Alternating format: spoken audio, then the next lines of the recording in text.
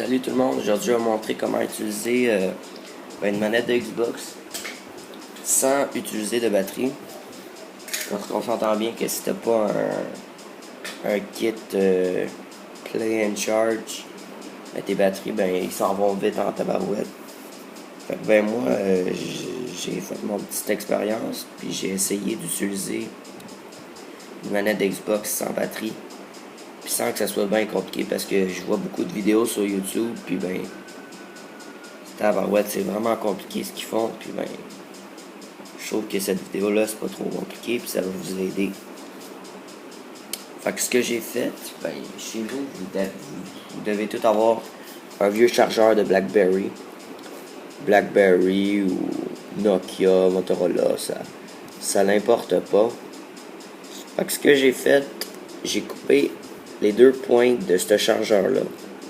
Regardez, là, c'est le même chargeur. C'est le chargeur. La pointe, je les ai coupées. Puis tu vas obtenir deux fils comme ça. Fait que ce que tu fais, t'en essayes un parce qu'il y en a un qui est positif, un négatif, mais tu sais pas c'est lequel le positif puis le négatif.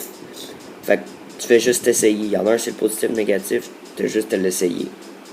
T'as juste à... Si la manette elle part pas, t'as juste besoin de les switcher de bord. Puis c'est tout.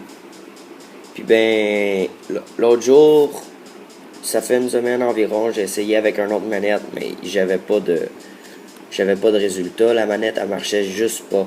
Fait que si vous voyez que ça marche pas sur une autre manette, essayez sur un autre. Parce que ça se peut que la manette, elle marche pas. Quand ça dit que ça marche pas, ici, là, la lumière est pas verte. Elle flash pas vraiment.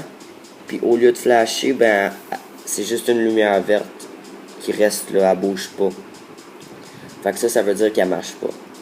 Puis là, ce que vous faites, vous mettez le positif et le négatif dans la manette. Puis après ça, vous le branchez au mur. Moi, j'ai utilisé une rallonge parce que le fil était très petit. Fait que j'ai juste utilisé une rallonge. Tu le branches là-dedans. Vous allez voir que la rallonge est au mur. Elle est branchée au mur. Puis elle est branchée en manette. Là, si vous regardez avec moi, la manette, elle va partir, puis elle va directement se connecter au Xbox. Si la manette, elle peut pas se connecter, ce que moi j'ai fait, votre télé, vous la fermez, parce que le signal, il y a beaucoup de signal que la télé prend, fait que la manette, elle pourra pas se connecter au Xbox. Moi, c'est ça que j'ai fait. Vous attendez une minute pour qu'elle se synchronise pour la première fois avec votre Xbox, vu qu'elle est chargée de même. Fait que c'est ça. Fait qu'après ça, moi, ce que j'ai fait, dernier petit détail. Attendez, faut que je le trouve.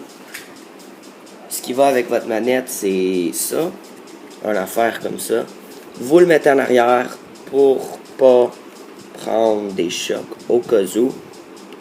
Puis ça va mieux jouer avec ça parce que vous allez toujours vous enfarger dans ces fils-là. Fait que vous avez juste besoin de mettre...